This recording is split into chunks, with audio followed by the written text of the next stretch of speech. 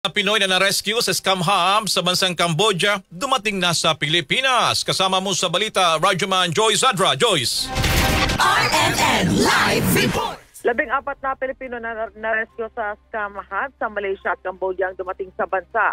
8 sa Filipino repatriates ay mula sa Kuala Lumpur, Malaysia, kung saan na-recruit sila at pinangakuan ng trabaho sa Lao bilang office staff at may sweldo raw na 50,000 pesos kada buwan.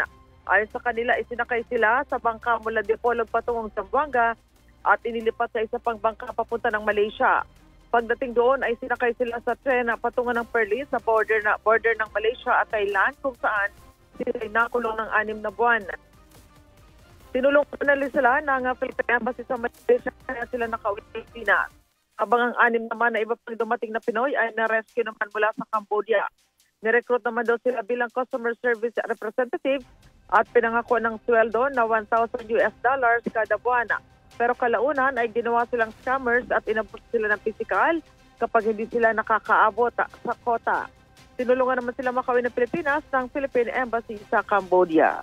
Kasama mo sa DZXL Manila, Radyoman Joyce Collantes, Adra, Tatak, RMN.